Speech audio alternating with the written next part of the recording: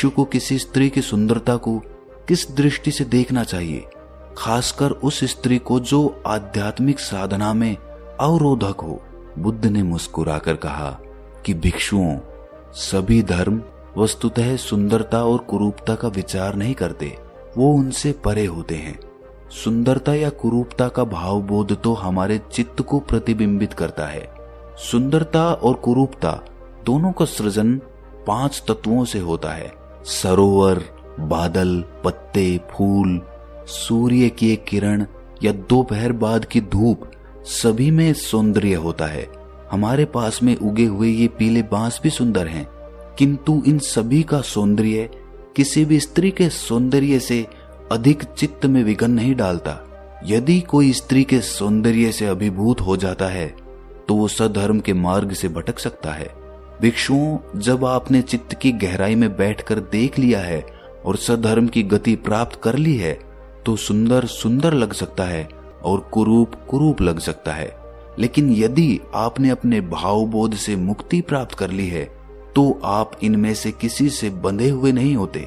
जब कोई मुक्त आदमी सौंदर्य की किसी देवी को देखता है तो वो ये भी देख सकता है कि वह सौंदर्य प्रतिमा कितने कुरूप पदार्थों से निर्मित हुई है।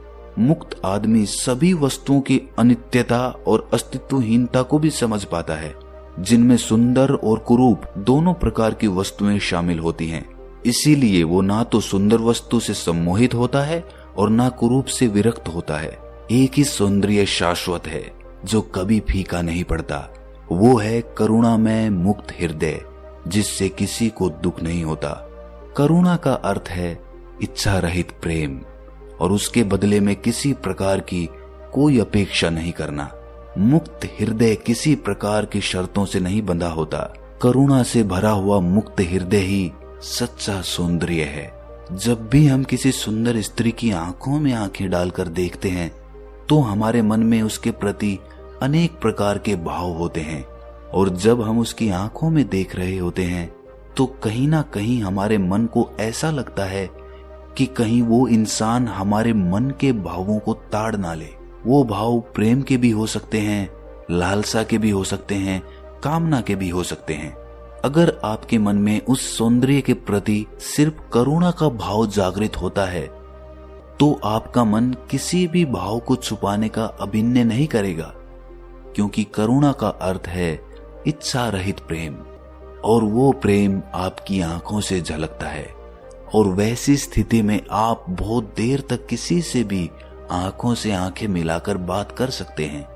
लेकिन इसके लिए आपके मन को अनेक प्रकार के भावों से मुक्त होना पड़ेगा, और उसके लिए आपको अपने भाव समझने होंगे, आपको अपने भाव पकड़ने होंगे। आपको ये पता करना होगा कि जब आप किसी से बात करते हैं तो आपके मन में किस प्रकार के भाव उठते हैं, और ये देखने की दृष्टि देता है ध्यान, जो आपको अपनी अंतर यात्रा पर ले जाता है। इसीलिए जितना गहरा आप ध्यान में डूबेंगे उतने ही खुद के प्रति साक्षी हो जाएंगे, और फिर आप अपने विचारों और भावों को अच्छी तरह से देख पाएंगे। और जैसे जैसे आप अपने भावों को देखने लगेंगे वैसे वैसे वो भाव विलीन हो जाएंगे, और आखिर में आपके हृदय में बस करुणा बचेगी। तो दोस्तों, कैसी लगी आपको ये कहानी कमेंट सेक्शन में जरूर बताना, और अच्छी लगी तो इस चैनल को सब्सक्राइब करना मत भूलना। तो मिलते हैं अगली कहानी में, तब तक के लिए अपना ख्याल रखें।